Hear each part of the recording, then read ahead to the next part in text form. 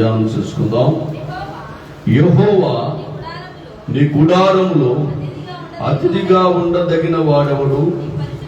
నీ పరిశుద్ధ పర్వతం మీద నివసింపదగిన వాడెవడు? యథార్థమైన ప్రవర్తన కలిగి నీతిని అనుసరించి హృదయపూర్వకముగా నిజము పలుకువాడే. అట్టివాడు నాలుకతో కొండెములాడడు, తన చెలికానికి కీడు చేయుడు, తన పొరుగువాని మీద నింద మోపడు. చక్కని మాటలు మనం ధ్యానం చేయబోతున్నాం. చిన్న ప్రార్థన. పరిశుద్ధమైన మా తండ్రి, నీ నామానికి వందనాలు. ఈ ఉదయకాలపు ఆరాధనకు మమ్మల్ని అందరినీ సిద్ధపాటు చేసి నీ సన్నిధిలో సమకూర్చి ప్రభువా భక్తి గీతములతో ఆరాధించడానికి, అంతేకాదు బైబిల్ పఠనం చేయడానికి ప్రభువా, అంతేకాదు నాయనా నీ ద్వారా మేము పొందుకున్న మేలులను సాక్ష్య రూపంలో చెప్పడానికి నువ్వు కృపనిచ్చినందుకాయి వందనాలు. నాయన నిలబడిన వాడి మట్టి వాడిని మాటలు గట్టివి మీరు మరుగుపరచండి. నాకు మాకు కావలసిన మాటలను మీరు బోధించమని, పరిశుద్ధాత్ముడా మీరు సహాయం చేసి మీరే మాట్లాడమని, మైక్ ద్వారా వినుచున్న వారిని, లైవ్ లో చూస్తున్న వారిని, చేరవచ్చిన వారిని మీరే నాయన అనర్కలికంగా, ఆత్మీయంగా, ఆధ్యాత్మికంగా నాయన బలపడడానికి సహాయం చేయమని యేసయ్య నామములో అడుగుచున్నాము తండ్రి, ఆమేన్. దేవుని బిడ్డలారా, మనం చదువుకున్న వాక్య భాగంలో మొదటి వచనాన్ని మనం చూస్తున్నాము. యెహోవా నీ గుడారములో అతిథిగా ఉండదగిన వాడెవడు అంటూ అక్కడ ప్రశ్నకు ప్రశ్నించాడు. రెండవది, నీ పరిశుద్ధ పర్వతం మీద నివసింపదగిన వాడెవడు అని ప్రశ్నించాడు. కింద ఆ ప్రశ్నకు జవాబు చెప్తాడు. దేవుని గుడారములో ఉండాలి అంటే, దేవుని సన్నిధిలో ఉండాలంటే, దేవుని యొక్క రాజ్యానికి వారసుడిగా ఉండాలి అంటే, దేవుని యొక్క కుమారుడుగా జీవించాలంటే, ఆయనతో పాటు మనము కూడా ఉండాలి అంటే మనం ఎలా ఉండాలంట? ఎలా ఉండాలి చెప్పండి? యథార్థమైన ప్రవర్తన కలిగి నీతిని అనుసరించుచు హృదయపూర్వకముగా నిజము పలుకువాడే ఉంటాడంట. దేవునికి స్తోత్రం. ఈ వాక్య భాగంలో మనం నేర్చుకోవాల్సిన సత్యం ఏంటంటే, దేవుని ఆరాధించే ప్రతి వ్యక్తికి, దేవుని ఆరాధించే ప్రతి సమాజానికి, దేవుని ఆరాధించే ప్రతి సంఘానికి, దేవుని ఆరాధించే ప్రతి కుటుంబానికి ప్రభు చెప్పేది ఏంటంటే, ఇగో ఈ రీతిగా ఉన్నవారు, ఏ రీతిగా అంటే యథార్థముగా ప్రవర్తించువారు, యథార్థముగా ప్రవర్తించువారు, నీతిని హృదయపూర్వకంగా అనుసరించువారు, వారే అర్హులు అని చెప్తున్నాడు. దేవుని కుమారులుగా, దేవుని కుమార్తెలుగా ఉండాలి అనేవాడు యథార్థంగా ప్రవర్తించువారు అర్హులు. ఇప్పుడు దేవుని యొక్క మనం ఆరాధనకి యోగ్యులుగా ఉండాలి అంటే, దేవుని సమాజానికి, దేవుని సంఘానికి, లేక దేవుని సహవాసానికి, దేవుని రాజ్యానికి మనము సరిపడగా ఉండాలంటే మనం ఎలా ఉండాలి అనేది ఈ వాక్య భాగంలో సవివరంగా రాయబడింది. ఒకటి నేను చెప్తాను చూడండి. దైవ గ్రంథంలో ఉన్న సత్యాలు మనం నేర్చుకుందాం ఈ పూట. ఒకటి 3వ వచనంలో మనం చదువుతాము. అట్టివాడు నాలుకతో, చూడండి, దేవుని ప్రభుత్వంలో, దేవుని సంఘములో, దేవుని రాజ్యములో చేరేవాడు ఎలా ఉండాలంట? దేవుని ఆరాధించేవాడు ఎలా ఉండాలంట? నాలుకతో కొండెములాడడు. నాలుకతో కొండెములాడడు అంటే మనందరికి నాలుకలు ఉండయా లేవా? నాలుకలు ఉండయా లేవా? ఉన్నాయి. నాలుగు లేకపోతే ఏమంటారు? ఆయన్ని మోగవాడు అంటారు. నాలుకుంటే మాట్లాడేవాడు అంటారు. కాబట్టి మనందరము మాట్లాడడానికి దేవుడు మనకు నాలుకలు ఇచ్చాడు. అయితే దేవుని ఆరాధించడానికి నాలుకను ఉపయోగించాలి. దేవుని స్తుతించడానికి ఎక్కువగా ఈ నాలుకను ఉపయోగించాలి. దేవుని కొరకు నోరు తెరవడానికి మన నోరును ఉపయోగించాలి. ఎందుకంటే ఒక భక్తుడు అంటాడు, యోహాను భక్తుడు ఒక మంచి మాట ఏమంటాడు చెప్పండి? నేను తగ్గించబడాలి, ఆయన హెచ్చించబడాలంటాడు. ఇంకొక ఆయన అంటాడు దేవుని యొక్క వాక్యములో, నేను మాట్లాడడానికి నిదానించువాడై ఉండాలి, వినడానికి వేగిరపడాలి అంటాడు. కానీ ఇక్కడ బైబిల్ గ్రంథంలో చెబుతున్న మాట, మీ నాలుక దేవుని యొక్క సహవాసం ఉండాలంటే ఎలా ఉండాలంటే కొండెములాడని వాడుగా ఉండాలి. దేవుని పిల్లరా, నాలుక అనేది చాలా చిన్నది, అవయవాల్లో నాలుక అనేది చాలా చిన్నది, కానీ అది బహుగా అదిరిపడుతుందంట. ఏం చేద్దాం చెప్పండి? అది బహుగా అదిరిపడుతుంది. కారణం ఏంటంటే చిన్న నిప్పు ఒక పెద్ద అడవిని తగలబెట్టినట్టుగా అలాగే నాలుక కూడా పాప ప్రపంచమైన ఈ సర్వ శరీరమునకు మాలిన్యాన్ని కలగజేయడానికి, లేకపోతే ప్రకృతి చక్రానికి చుచ్చు పెట్టడానికి కారణం నాలుకేనంట. బైబిల్ మనకి స్పష్టంగా చెబుతుంది. చూడండి, యాకోబు రాసిన పత్రిక 3వ అధ్యాయము 5-8 వచనాలు చదువుదాం. చూడండి ఒకసారి. యాకోబు రాసిన పత్రిక 3వ అధ్యాయము 5 నుండి చదివితే,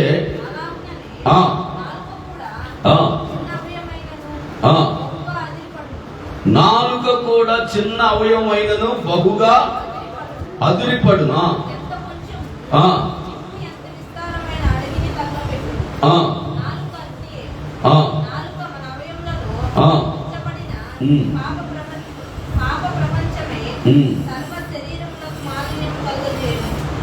చూడండి ఎంత చక్కటి ప్రవచనం చోట దేవుని వాక్యం రాసిపెట్టాడు. నాలుక చిన్న అవయవమైనను అది బహుగా అదిరిపడును.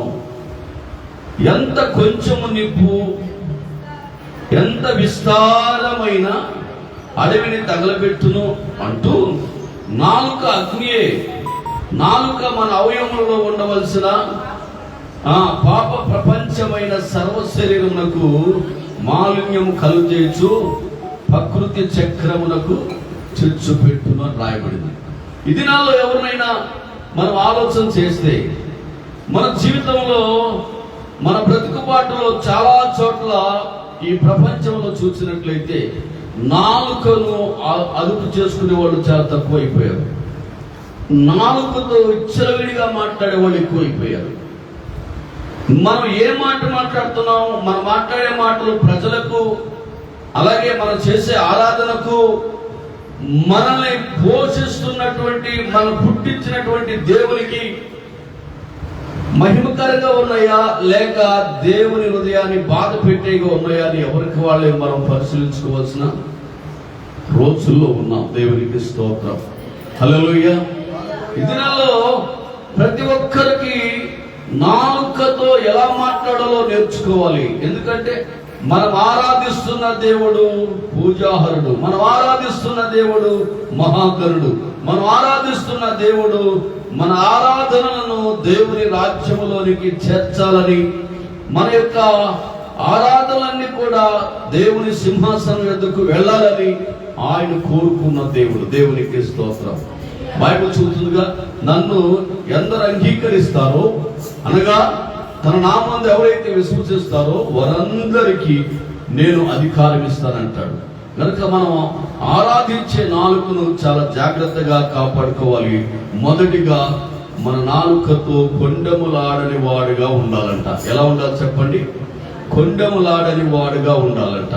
మనం ఎవరినైనా ఏదైనా మాట్లాడుతున్నామా, ఎవరికైనా మోసం జరిగిస్తున్నామా, ఎవరైనా దూషిస్తున్నామా, అవన్నీ మనకి తిరిగి వస్తాయి అనే ఆలోచన ఎప్పటికప్పుడే మనం ఆలోచన చేయాలి. భక్తి చేసేటప్పుడు ఎప్పటికప్పుడే మనం గ్రహించాలి. భక్తి చేసేటప్పుడు మన నోరు మన ఇష్టమని, మన నాలుగు మన ఇష్టమని, మన శరీరం మనకి ఇష్టమని, నా ఇష్టమని మన ఇష్టానుసారంగా మాట్లాడితే అవే మన పిల్లల మీద, అవే మన కుటుంబం మీద, అవే మన యొక్క జీవితం మీద భయంకరమైన శోధనగా ప్రారంభించబడతాయి.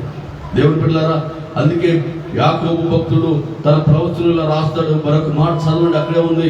యాకోబు పత్రిక 1వ అధ్యాయం 26వ వచనంలో రాయబడిన మాట చూడండి.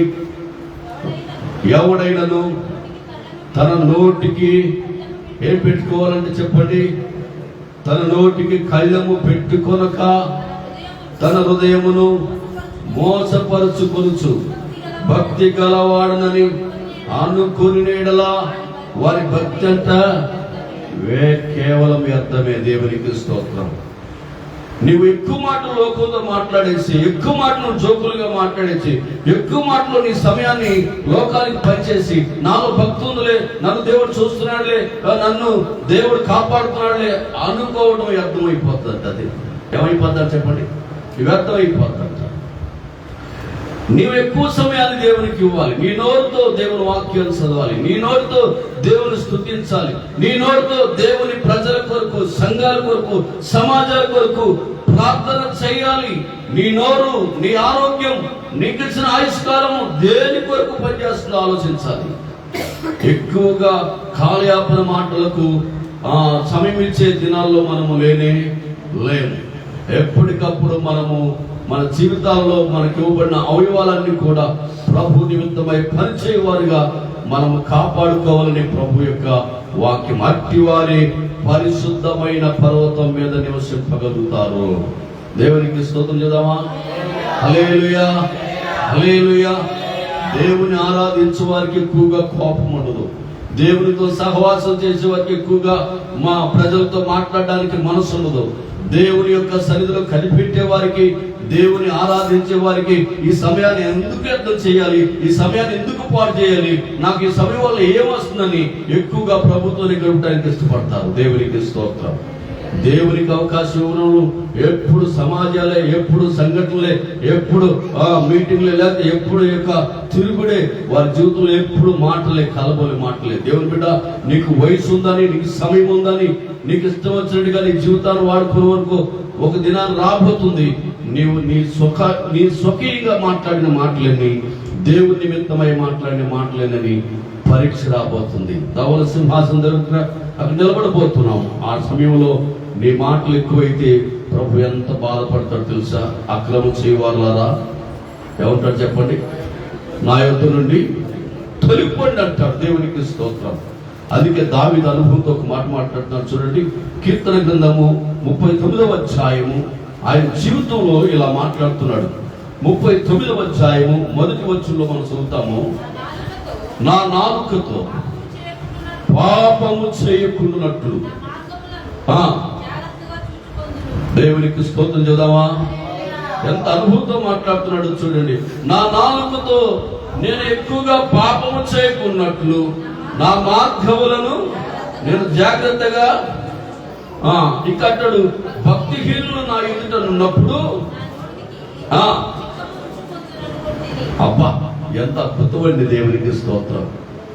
ప్రార్థన చేసేవాళ్ళకి, దేవుడితో సహవాసం చేసేవాళ్ళకి, నీ ఎదుట మాట్లాడేవాళ్ళు భక్తులు భక్తిహీనులు అర్థమైపోతాడు ఊరికే. వారు ప్రార్థన పనులు కాదు అర్థమైపోతాడు ఊరికే.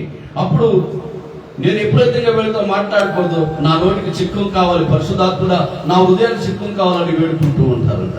దావీదు అంత అనుభూతితో మాట్లాడుతున్నాడు చూడండి.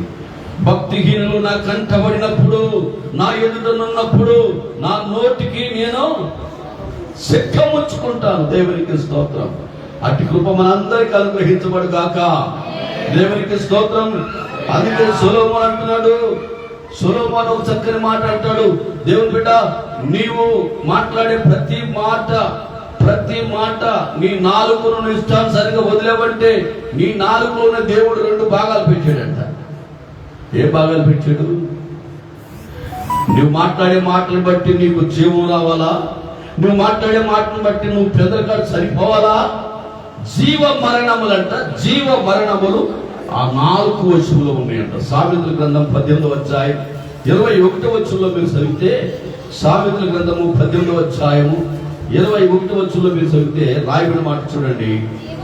జీవ మరణములు 4 వచనములో దాని యందు ప్రీతిపడువారు దాని ఫలమును తిందురు, దాని ఫలమును తిందురు. అంటే జీవమరణము దానికే. మంచి మాటలు మాట్లాడితేనేమో నీ కుటుంబం అంతా క్షేమంగా ఉంటుంది, నీ జీవన శైలి అంతా క్షేమంగా ఉంటుంది. ఎదుటి వారి మీద ఏమి నిందలు అవమానాలు పలకుండా నీ జీవితాన్ని కాపాడుకుంటే నీ బిడ్డ ఉన్నతమైన స్థితిలోకి వెళ్ళిపోతారు. దాని ఫలం అలా ఉంటుందంట, దాని జీవం అలా ఉంటుందంట. ఎప్పుడు ఎదుటోడి మీదో, పక్కనోడి మీదో, చైటోడి మీదో ఏదో ఏదో ఏదో మాటలు నీ జీవితం అంతా నీకు ఇష్టం వచ్చినట్టుగా నువ్వు మాట్లాడితే దాని ప్రతిఫలం ఎలా ఉండదు చెప్పండి? నీ పిల్లలు అలా తయారవుతారు, నీవు కూడా అలా తయారవుతావు. కాబట్టి దానివల్ల ప్రయోజనం ఏం లేదు. అందుకే అదే గ్రంథంలో 21వ అధ్యాయం 23వ వచనం చదువుదాం ఒకసారి. 21వ అధ్యాయం 23వ వచనం.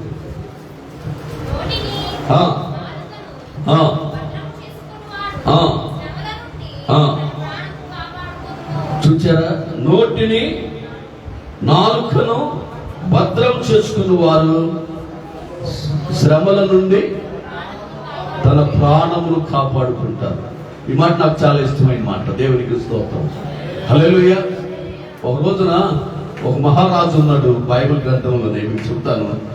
ఆయన పేరు హిజ్కియా. చెప్పండి, ఆయన పేరు హిజ్కియా. ఆయన తన జీవితంలో అందరికీ మంచి చేశాడు, అందరికీ మంచి చేశాడు.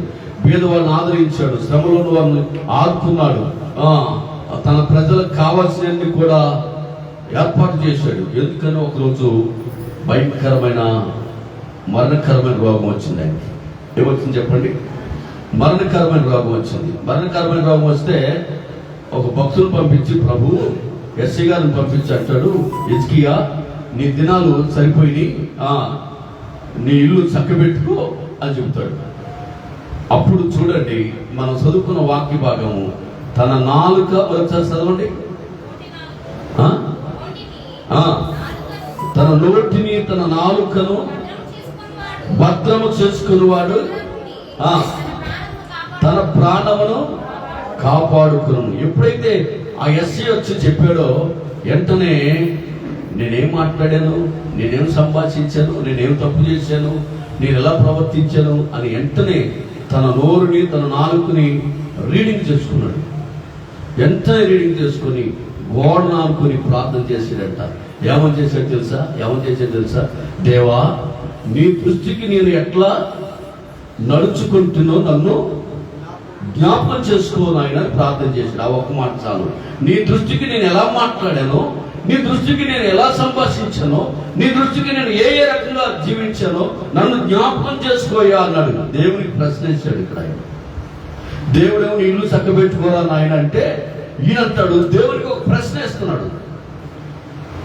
నన్ను జ్ఞాపకం ఒక్కసారి చేసుకో చాలు, ఒక్కసారి జ్ఞాపకం చేసుకుంటే దేవుడు ఒక డైరీ తిరిగేసాడు ఆయన పేరు మీద. డైరీ తిరిగేస్తే ఆయన చేసిన పనులన్నీ కూడా సౌఖ్యముగాను, ఆ జీవన శైలి అంతా కూడా అందరికి మేలుకరంగాను ఉపయోగకరంగాను జీవించాడంట. జీవిస్తే తన నోటును కాపాడుకున్నాడు, తన నాలుకను కాపాడుకున్నాడు. వెంటనే మళ్ళీ ఆయాసంతోని ఎస్యా మళ్ళా నువ్వు వెళ్ళి ఒకసారి ఏంటయ్యా అని అడిగితే, నువ్వు ఆ యొక్క చెప్పండి, దేవునికి స్తోత్రం, హల్లెలూయా హల్లెలూయా. ఆ యొక్క హిజ్కియా దగ్గరికి వెళ్ళు. హిజ్కియా దగ్గరికి వెళ్ళి ఏం చెప్పంట? ఇగో నీకు మరలా 15 సంవత్సరాలు ఆయుస్సును ఇవ్వబడింది. దేవునికి స్తోత్రం చేద్దామా? హల్లెలూయా హల్లెలూయా. కాబట్టి మనం ఆలోచన చేస్తే ఇక్కడ తన నాలుకను కాపాడుకోవటం ద్వారా, తన నోరును కాపాడుకోవటం ద్వారా ఏం జరిగిందంట? ఏం జరుగుతుందమ్మా? మరొకసారి చదువుతా వచ్చిన భాగాన్ని. తన నోటుని భద్రము చేసుకునేవాడు శ్రమ నుండి. దేవునికి స్తోత్రం చేద్దామా? హల్లెలూయా. శ్రమ నుండి తన ప్రాణమును కాపాడుకుంటాడు. ఎంత అద్భుతంగా చూడండి. కనుక దేవుని పిల్లల మన జీవిత కాలంలో, మన యొక్క దేవుడిచ్చిన ఆయుష్ కాలంలో మనం ప్రతి మాట లెక్క చెప్పవలసి ఉన్నది. మనకి నోరుందని, ఆయుష్ ఉందని, ఆరోగ్యం ఉందని మన ఇచ్చలవిడిగా మాట్లాడి దేవుని రాజ్యానికి దూరం కానివద్దు. జాగ్రత్త. నేను ఒక సంఘటన మీకు గుర్తు చేసి ముగిస్తాను. ఏంటి ఆ సంఘటన అంటే, ఇశ్రాయేలు ప్రజలందరి దేవుడు కానాను దేశం ఇవ్వడానికి ఇష్టపడ్డాడు. ఇష్టపడిన తర్వాత మోషేతో దేవుడు ఒక మాట చెప్పాడంట. ఏమని? మోషే, కానాను దేశం చూడడానికి గోత్రానికి ఒకరు మహా అధికులైన వారిని ఒక 12 మందిని ఆ 12 మందిని పంపించు.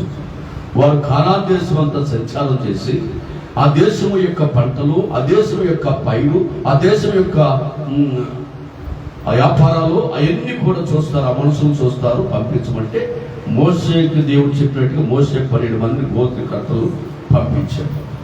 వారందరూ కానాను దేశానికి వెళ్ళారు. వీళ్ళు బయలుదేరలేదు. వాళ్ళు చూసి వచ్చిన తర్వాత ఆ నిఖరం చేసుకొని ఒక టైం తీసుకొని వెళ్తారు. అలాంటి సందర్భంలో వెళ్ళిన ప్రతి ఒక్కరూ ఆ కానాను దేశం చూస్తే అది పాలు తేనెలు ప్రవహించు దేశం, అది పైరు నాటి విత్తనాలు నాటి జీవించవలసిన దేశం కాదు. విపరీతమైన ఫలాలు, విపరీతమైన పంటలు, విపరీతమైన యొక్క మంచి పైరు పచ్చదనం కనిపిస్తే వెళ్ళిన వాళ్ళందరూ ఆ 40 రోజులు వెళ్ళారు. 40 రోజులు చూశారంట. అక్కడ మధ్యలో పెట్టి వారిలో ఒక 10 మంది మాత్రము ఒక జాయింట్ కట్టుకొని, అబ్బాయి ఇది సస్యశ్యామలమైన దేశంలా ఉంది, ఇది ఉన్నట్టుగా చెప్పామంటే మనకు కొంచెం వస్తుందేమో వాటాలకి, కాబట్టి మనం వెళ్తాలోనే ఒక డూబ్ వేద్దాం, మనం వెళ్తాలోనే ఒక లేనిపోయిన మాటలు చెప్పి భయపెట్టే కొందరు అక్కడి నుంచి తిరిగిపోయి వెనక్కి వెళ్ళిపోతారు. ఎక్కడికి? ఐగుప్తుకి వెళ్ళిపోతారు. కొందరు ఏం చేస్తారు? చీకుపడి చచ్చిపోతారు. కొందరు ఏం చేస్తారు? ఆ మోసేని తిడతారు. ఆ తర్వాత మిగిలిన మనం కొద్దిమంది వెళ్ళి ఈ దేశాన్ని పంచుకుందామని వారి నోళ్లను, వారి నాలుకలను కొండెములుగా మాట్లాడడానికి ఉపయోగించుకున్నారంట. వెళ్ళిన 12 మందిలో 10 మంది మాత్రము ఒకటైపోయి, ఇద్దరు మనకు కలుతారంటే మీరు కలవు, అట్లా జరిగేది. ఉన్నట్టుగా చెప్పేస్తాం, మేము చూసినట్టుగా చెప్తాం. అంటే వీరిద్దరు మాట గెలవదులే, మా 10 మంది మాట గెలుస్తుందని వెళ్ళి చూసొచ్చి ఒక రాత్రి ఆ ఇశ్రాయేలు పాలెమంతటిలో చూడరాని, చెప్పరాని, గ్రహించరాని అన్ని అబద్ధాలు చెప్పేశారు 10 మంది. ఆ దేశం వెళ్తే మనం బ్రతకలేము. వాళ్ళు నెఫీలు, వారు బలవంతులు, వారిలో ఒక్కడు మనల్ని 100 మంది చంపుతాడు, కాబట్టి మనం ఆ దేశంలో బ్రతకలేము. అది చాలా పెద్ద దేశం, కాబట్టి మనం జయించలేము. ఎందుకు వచ్చింది మన బ్రతుకు? ఇంతటితో వెనక్కి వెళ్తే పోతుంది, మళ్ళా ఐగుప్తుకి వెళ్ళిపోతే పోతుంది. 10 మంది ఆ సమాజంలో, ఆ ఇశ్రాయేలు పాలెంలో అందరికీ భయాలు పుట్టించినట్టుగా కొండెములు ఆడి, అబద్ధములు ఆడి చెప్పారు. ఉదయకాలం వేసిన తర్వాత ఇశ్రాయేలు ప్రజలందరూ గొగ్గోలమని, గవ్వమని కేక పెట్టారు. ఏంటంటే పాలెంలో ఎక్కలేని సౌండ్ అవుతుంది. కొందరు ఏడుస్తున్నారు, కొందరేమో తిడుతున్నారు, కొందరేమో అరుస్తున్నారు. ఓ మోసే ఎందుకయ్యా మేము చక్కగా బ్రతికేవాళ్ళని ఇక్కడ తీసుకొచ్చావు, ఎందుకయ్యా మా ప్రాణంతో ఆడుకుంటామని కొందరు అంటారు. ఓ మోసే మాకు ఐగుప్తులో సమాధులు లేవనా, అక్కడికి వెళ్ళి సమాధులు చేద్దామనా అని కొందరు అంటున్నారు. ఓ మోసే నీవు మా పిల్లలను, మా యొక్క భవిష్యత్తునంతా నీ పట్టం పెట్టుకుందాం చూస్తున్నామని మరొకరు అంటున్నారు. ఇలా రకరకాలుగా పాలెమంతా. ఏంటి? మోసే ఆశ్చర్యపడిపోయాడు. నేను పంపించింది ఏంటి, వాళ్ళు చూసింది ఏంటి, వారు వచ్చి చెప్పింది ఏంటి, వీళ్ళు నా మీద అంటమేంటి? నా ప్రభు అబద్ధికుడా, నా దేవుడు అబద్ధికుడా, నా దేవుడు అలా చేసేవాడైతే నన్ను ఎందుకు పిలుస్తాడు, నాతో ఎందుకు మాట్లాడతాడు, నాతో ఆయన ఎందుకు ముఖదర్శనం చేస్తాడు, నన్ను ఆయన నా పనివాడుగా ఆయన పాత్రగా ఎందుకు చేసుకుంటాడు అని ప్రభువు దగ్గరికి వెళ్ళిపోయి మోసే ప్రార్థన చేయడం ప్రారంభించాడు. దేవుడు చెప్పాడు, ఆ 12 మందిని కేకేస్తే అబ్బాయి మీరు వెళ్ళి ఏం చూసి వచ్చారు ఏంటి అంటే, ఈ 10 మంది పాలెనికి అబద్ధం చెప్పారు, లేనిపోయిన మాటలు వారు కొండములతో మాట్లాడారు, కానీ ఇద్దరు మాత్రం నిజం పలికారంట. ఏం పలికారు చెప్పండి? నిజం పలికారంట. వారెవరు అంటే వారి పేర్లు మీకు చెప్తాను.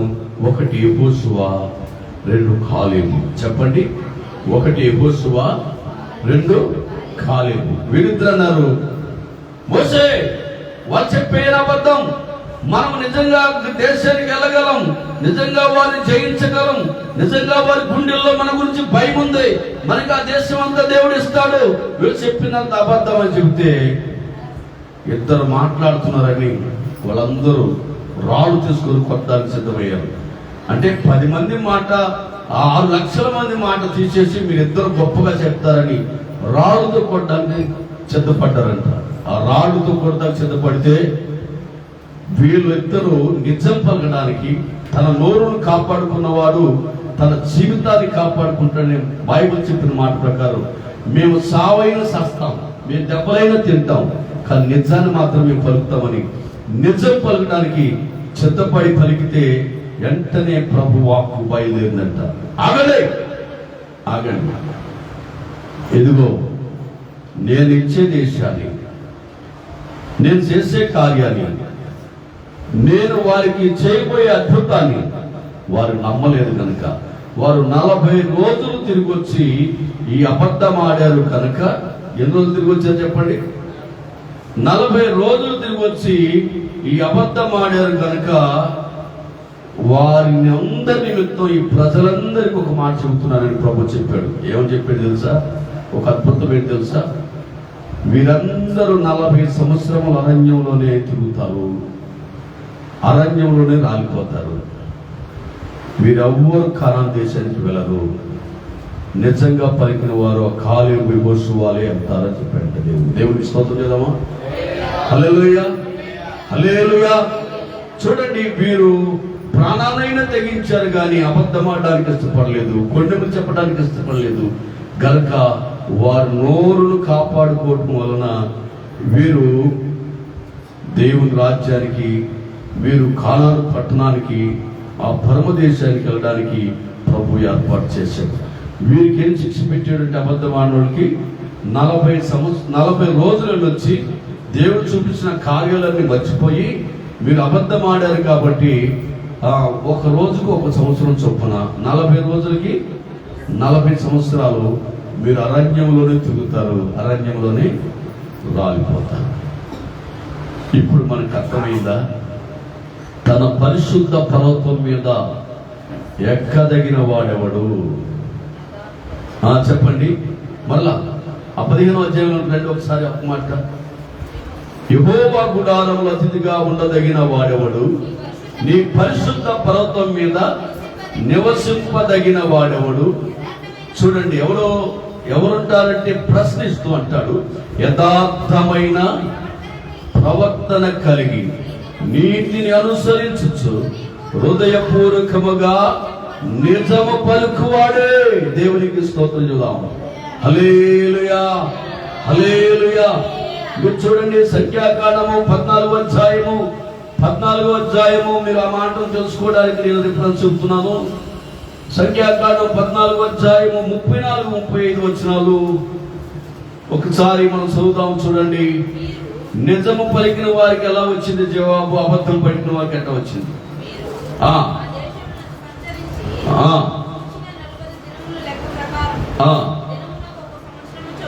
దినమునకు 1 సంవత్సరము చొప్పున. ఎన్ని సంవత్సరాలంట? 40 సంవత్సరములు.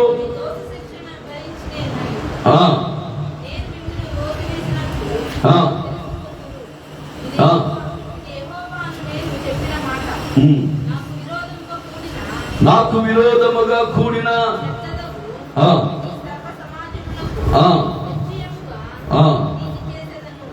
దేవునికి స్తోత్రం. హల్లెలూయా, హల్లెలూయా. మరొకసారి చదువుతాను. మీరు ఆ దేశమును సంచరించి చూచిన 40 దినముల లెక్క ప్రకారము దినమునకు 1 సంవత్సరము చొప్పున 40 సంవత్సరములు మీకు శిక్షను భరింప నేను మిమ్మును రోసి వేసినట్టు తెలుసుకుందును. ఇది యెహోవా అను నేను చెప్పిన మాట. నాకు విరుద్ధముగా కూడిన చెడ్డలకు ఈ సర్వ సమాజమునకు నిశ్చయముగా, చెప్పండి, నిశ్చయముగా నేను చేసేదను. అరణ్యములో వారు క్షీణించుదురు, ఇక్కడే చనిపోవుదురు. దేవునికి స్తోత్రం. హల్లెలూయా. ఇప్పుడు నేను అంటాను, దేవుని బిడ్డలారా, వారు 10 మంది అబద్ధమాడి అనేక లక్షల మందికి మరణాన్ని తెచ్చిపెట్టారు. ఏం తెచ్చిపెట్టారు చెప్పండి? వారు 10 మంది అబద్ధమాడి అనేకులను అరణ్యంలో రాల్పేశారు. వారి నోర్లు అనేక నోర్లకు అబద్ధ సాక్ష్యాలుగా లేవనెత్తేశారు. దేవుని దూషింపజేశారు. ఎంత భయంకరం, ఎంత భయంకరం. ఈరోజు నీవు నేను కూడా దేవుడు మనము ఆరాధించినప్పటి నుండి, దేవుడు మనకు ప్రత్యక్షమైనప్పటి నుండి, దేవునితో మనం ప్రమాణం చేసినప్పటి నుండి, దేవునితో నీతో నేను ఉంటానని చెప్పినప్పటి నుండి నీ నోరు, నీ హృదయము, నీ జీవితము ఎన్ని కుటుంబాలకు ఆశీర్వాదకరంగా ఉందా, లేక ఎన్ని కుటుంబాలకు శాపకరంగా ఉందా అని ఒకసారి ఆలోచిస్తావా? ఒకసారి ఈ పూట గ్రహిస్తావా? అయ్యా నా హృదయము, అయ్యా నా నోరు కొన్ని కుటుంబాలకు ఆశీర్వాదకరంగా ఉండాలి, కొందరు వ్యక్తులకు దీవెనకరంగా మార్చబడాలి. ఇగో నా నోరును బట్టి అనేకులు నశించిపోతున్నారేమో, నా యొక్క జీవితాన్ని బట్టి అనేకులు పాడైపోతున్నారేమో. నన్ను ఒక్కసారి నాకు జ్ఞాపకం చేసుకున్న అర్హత నాకు ఇచ్చావయ్యా, ఈరోజు నన్ను కదిలించావయ్యని మనం ప్రభు పట్ల వేడుకుంటే మనం ఎంతైనా ధన్యులమే. దేవునికి స్తోత్రం. హల్లెలూయా, హల్లెలూయా. ఇక్కడ వీరిని చూసినప్పుడు హృదయం ఎంతో బాధకరంగా ఉంటుంది. వారి 10 మంది ఇశ్రాయేలు ప్రజలను, సర్వ సమాజాన్ని నాశనం చేశారంతే, దేవునికి ఉగ్రత రప్పించారంతే, వారు వెళ్ళవలసిన ప్రయాణాన్ని, వారి భవిష్యత్తుని వీరు పాడు చేశారంతే. పాడు చేయడానికి వీరు నోరే, పాడు చేయడానికి వీరు నాలుకే కారణాలు అయిపోయినాయి. దేవునికి స్తోత్రం. గనుక మనం ఎప్పటికప్పుడే దేవుని ఆరాధించే వాళ్ళము మనము ఎలా ఉండాలంటే కొండెములు మాట్లాడువారుగా ఉండకూడదు. బైబిల్లో చాలా స్పష్టంగా రాయబడి, ఎవరు రాయబడి అంటే మీరు చదువుకున్న తర్వాత లేని వార్తలు పుట్టింపకూడదని రాయబడింది. నిర్గమకాండం 23వ అధ్యాయం 1వ వచనం తర్వాత చదువుకోండి. అలాగే మరొక మాట, కొండెములాడువాడు తన ఇంటింటికి తిరగకూడదు అని లేవికాండం 19:16లో రాయబడింది.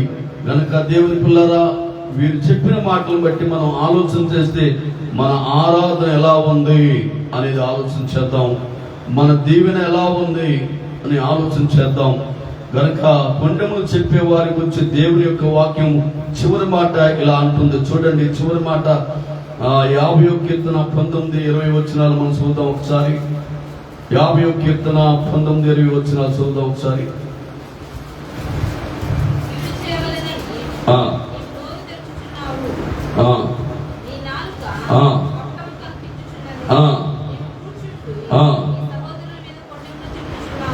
చెప్పుచున్నావు. ఇలాంటి వారు నిజమైన ఆరాధికులుగా ఉండలేరని వాక్యాన్ని బట్టి మనం అందరం ఈ పూట నేర్చుకుంటున్నాం. దేవునికి స్తోత్రం. హల్లెలూయా, హల్లెలూయా. కనుక ఎప్పటికప్పుడు మన నాలుకను, మన నోరును కాపాడుకుంటే మన ప్రాణాన్ని కూడా మనము కాపాడుకున్నట్టే. దేవునికి స్తోత్రం. దినవెల్లా మన నోరును కాపాడుకుందాం. అందుకే దేవుడు అంటాడు, అందుకే భక్తుడైన దావీదు అంటాడు, ఏమంటాడు చెప్పండి, ఎప్పటికప్పుడే తన ప్రాణంతో, ఎప్పటికప్పుడే తన దేహంతో, ఎప్పటికప్పుడే తన శరీరంతో ఓ చక్కటి మాట మాట్లాడతాడు. మీ అందరికి తెలుసు ఆ మాట, మరొకసారి జ్ఞాపకం చేస్తా. దేవా, నా యందు శుద్ధ హృదయము కలగజేయము, నీకు ఆయాసకరమైన మార్గము నా యందున్నదేమో చూడుము, నిత్య మార్గమున నన్ను నడిపింపుమంటాడు. 139వ కీర్తన చివరి భాగాల్లో ఉంటాయి ఆ మాటలు. నీకు ఆయాసకరమైన నోరు నా దగ్గర ఉందేమో, నీకు ఆయాసకరమైన హృదయం నా దగ్గర ఉందేమో, నీకు విరుద్ధమైన ఆలోచనలు నేను చేస్తున్నానేమో, నా జీవిత కాలంలో అనేకులు నీ వైపు తిప్పాలి తప్ప అనేకులను ఎడబాటు చేసేటువంటి స్థితిలో ఉన్నానేమో, నన్ను నేను పరిశీలన చేసుకుంటానయ్యా, నన్ను నేను పరీక్షించుకుంటానయ్యా అని దావీదు ఏడుస్తూ ప్రార్థన చేస్తాడు. గొప్ప రాజైన దావీదు. దేవుని సంగమా, దేవుని ప్రజలారా, నీవు నేను, దేవుడు మనకిచ్చిన ఆయుష్కాలను బట్టి దేవుని ఆరాధించే ప్రజలుగా మనం ఉండాలి అంటే మనము ఎప్పటికప్పుడే మన నోరుని, మన హృదయాన్ని ప్రభు మహిమార్థమై, ప్రభు రక్షణార్థమై, ప్రభు యొక్క ఆశీర్వాద నిమిత్తమై, ఆయన ఆనందపడే నిమిత్తమై మనం కాపాడుకోవాలి. ఏం చేయాలి చెప్పండి? కాపాడుకోవాలి. అలా ఎవరు కాపాడుకున్నారో కొన్ని పేర్లు చెప్తా మీకు, కొన్ని పేర్లు చెప్తా. మోషేను దేవుడు ఒక మంచి మాట మాట్లాడాడు. ఎందుకంటే మోషే ప్రజలు నశించిపోతుంటే, ప్రజలందరూ పాపం చేసి, విగ్రహారాధన చేసి, దేవుని కోపం రప్పించినప్పుడు మోషేతో దేవుడు అన్నాడు, మోషే వీళ్ళందరినీ ఒక క్షణంలో నాశనం చేసేస్తాను, నువ్వు పక్క తప్పుకో, మరని కొత్త జనాంగాన్ని ఇస్తానంటే మోషే అన్నాడు, అయ్యా వీరెవ్వరిని చంపవద్దు. ఇక్కడ చంపామంటే వారు దేవుడు ఐగుప్తులో సమాధులు లేవని ఏదో దేశాన్ని తీసుకెళ్లి దేశం ఇస్తారని చెప్పి అక్కడ చంపుతున్నారని నీ నామానికి అవమానం అవుతుంది. అయ్యా నువ్వు అలా చేయొద్దు బాబు, క్షమించని మోషే వారందరి నిమిత్తం ఏడ్చాడంట. ఒకవేళ నీవు క్షమించకపోతే వీరిని చంపినట్లయితే నీ జీవ గ్రంథముల నుండి నా పేరు తీసివేయినాయన అని వేడుకున్నాడంట. మోషే ఎంత గొప్పవాడు. అందును బట్టి మోషే చెప్పిన మాట బట్టి దేవుడే సంతాపపడి వారిని చంపకుండా కాపాడి ఒక అద్భుతమైన మాట అంటాడు. మోషే నా ఇల్లంతటిలో ఎవరిల్లు నీ ఇల్లు నా ఇల్లు, 4, 3, 5. దేవుని ఇల్లు ఎంతమంది? సర్వ ప్రపంచమంతా దేవుని ఇల్లు. దేవునికి స్తోత్రం. అందరిలో ఆ ఇల్లంతటిలో నమ్మకమైన వాడు మోషేని సర్టిఫికెట్ ఇచ్చాడు దేవుడు. ఇప్పుడు మోషే మాటలు యథార్థత ఉందా లేదా చెప్పండి. మోషే నోరు ఎలా ఉపయోగించుకున్నాడు, మోషే హృదయాన్ని ఎలా ఉపయోగించుకున్నాడు? ఎదుటి వారు నశించడానికి ఇష్టపడలేదు, ఎదుటి వారు శ్రమించడానికి ఇష్టపడలేదు. కాబట్టి మోషేను నా ఇల్లంతటిలో నమ్మకమైన వాడు అన్నాడు. అలాగే ఇంకా మీకు భక్తుల పేర్లు చెప్తే దావీదును అన్నాడు, నా ఇష్టానుసారుడైన మనుషుడు అన్నాడు. ఏమన్నాడు చెప్పండి? నా ఇష్టాలు అంటే దావీదుని ఇశ్రాయేలు ప్రజల మీదకి వచ్చినటువంటి యుద్ధశూరుడైన గొలియాతు యుద్ధం చేసేటప్పుడు ఎవరి వల్ల కాకపోతే దేవుని ఆత్మ దావీదు మీద నుంచి దావీదు ద్వారా గొలియాతును సంపింపజేస్తే ఆ గొలియాతు ద్వారా ఇశ్రాయేలు ప్రజలకు దీవెనాశీర్వాదం వస్తే తన మామయ్య సౌలు వీడిని చంపాలని కారాడుతున్నాడు. ఎవరిని? దావీదు చంపాలని కారాడుతున్నాడు. కారాడుతుంటే దావీదు పక్కన ఉన్న సైన్యం అంటారు, ఏమయ్యా మాకు న్యాయం చేసేవు, ఆయన ఏంటంటే మూకుడుగా తిరుగుతున్నాడు, నువ్వు ఒక్కసారి అవకాశం ఇవ్వు, మీ మామను లేపేస్తాం, మీ మామను చంపేస్తాం, ఒక్కసారి అవకాశం అంటే నో అలా చేయకూడదు. ఆయన దేవుని చేత అభిషేకం పొందినవాడు, ఆయన చంపడానికి వీలు లేదు, నేను చంపను, ఆయన తెలుసుకుంటాడని దావీదు ఎలాంటి మాటలు మాట్లాడి చెప్పండి? కీడు చేసిన వారికి, పగపట్టిన వారికి, ఎంబడించే వారికి, నాశనం చేసే వారికి మేలుగా మార్చి తన జీవితాన్ని ఎప్పుడు ఎవరికి అవకాశం లేదు. అనేక పర్యాయాలు మామ సమీపంగా ఉన్నప్పుడు కూడా మామ అపకారం చేసిన దావీదు ఉపకారమే చేశాడు. అందుకే బైబిల్లో ఒక మంచి మాట రాయబడి ఉంది, సౌలు కుటుంబము అంతకంతకు నేర్చలేను, దావీదు కుటుంబం అంతకంతకు వర్ధిల్లేదు. కారణం ఏంటి? దావీదు కీడుకు ప్రతి కీడు చేయలేదు, దావీదు అపకారానికి అపకారం చేయలేదు కనుక దావీదు కుటుంబం అంతకంతకు వర్ధిల్లింది. అందుకే దేవుడు అన్నాడు, ఒక సర్టిఫికెట్ ఇచ్చాడు. ఏమనిచ్చాడు చెప్పండి? దావీదు నా ఇష్టానుసారుడైన మనుషుడు, నా ఇష్టాన్ని నెరవేర్చిన వాడు. దేవునికి స్తోత్రం. దానియేలు అన్నాడు, దానియేలు నీవు బహుప్రియుడు అన్నాడు. ఎవరన్నాడు చెప్పండి? దానియేలు నీవు బహుప్రియుడు అన్నాడు. మనుషులందరూ అపనిందలు వేసి సింహబోన్లో వేయించారు. రాజుకి చెప్పి మాటలు సంతకం చేయించి శాసనాన్ని మార్చేశారు. అయినప్పటికీ దానియేలు స్నేహితులు దూషించలేదు, దేవుని దూషించలేదు, రాజును దూషించలేదు. యెహోవా ఈరే అన్నట్టుగానే ఏం చేశాడు అంటే చెప్పిన రీతిగానే సింహపోలుడికి వెళ్ళాడు. దేవుడు ఆ దానియేలు ఉదయాన్ని కాపాడి ఉదయకాలమే రాజు వచ్చి దానియేలు పలకరించి, దానియేలు నిత్యము నీవు ఆరాధించుచున్న దేవుడిని రక్షించగలిగిన అంటే దానియేలు అంటాడు, బావయ్య సంతకాడేమో వాళ్ళు చెప్పలు పొత్తిలో వచ్చి నన్ను అడుగుతామేంటి అని అన్నాడా? దానియేలు అంటాడు, రాజు చిరకాలము ఎంత ప్రేమ చూడండి, ఎంత సహనం. నిజంగా క్రైస్తవుని యొక్క జీవితంలో కోపం ఉండడానికి వీల్లేదు, క్రైస్తవుని యొక్క జీవితంలో శాపం ఉండడానికి వీల్లేదు, క్రైస్తవుని యొక్క జీవితంలో పగ ఉండడానికి వీలు లేదు. ఒకవేళ ఉండగలిగితే దేవుని ఆరాధించే యోగ్యత మన దగ్గర లేదని గుర్తించాలి. దేవునికి స్తోత్రం. కనుక తన పరిశుద్ధ పర్వతం మీద ఎక్కదగిన వాడెవడు? చెప్పండి, ఎక్కదగిన వాడెవడు? ఆయన ఆరాధించిన వాడెవడంటే తన యథార్థముగా మాట్లాడువాడే, యథార్థముగా నిజము పలుకువాడే అని రాయబడింది. ఈ యొక్క సమయంలో మనం ఆలోచిద్దాం. భక్తులకి దేవుడు సర్టిఫికెట్లు ఇచ్చాడు. దానియేలు అంటాడు, రాజా నువ్వు చిరకాలం జీవించదు కాక. అప్పుడు రాజు వెంటనే ఎవరైతే అబద్ధం ఆడారో 120 మందిని వేశారు. ఎక్కడ వేశారు? సింహపురంలో.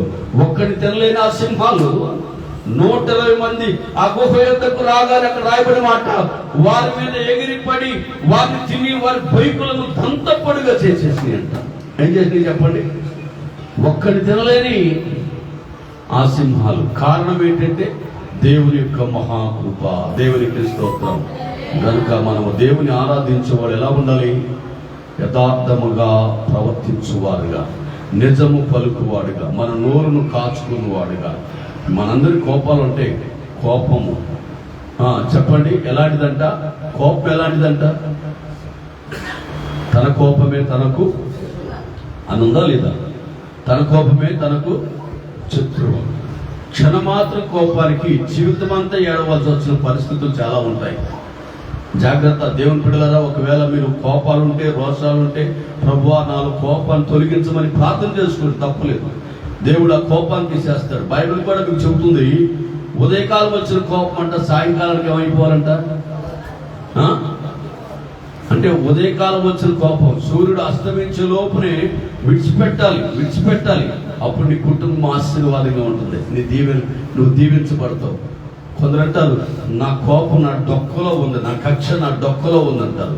డొక్కలో ఉంటే అది నీకే నాశనం. ఎవరికి నాశనం? నీకే గాయమైపోతాయి, నీకే బాధ కలుగుద్ది. కోపమును మానము ఆగ్రహమును విడిచిపెట్టమని బైబిల్ చెబుతుంది. దేవునికి స్తోత్రం. ఒకవేళ కోపం వచ్చినా, ఒక ఆయన మామిడికాయ చెప్పుకుంటున్నాడంట. ఏం చెప్పుకుంటున్నాడు చెప్పండి? మామిడికాయ చెప్పుకుంటున్నాడు. ఆయనకి 1.5-2 సంవత్సరాల పిల్లవాడు ఉన్నాడు.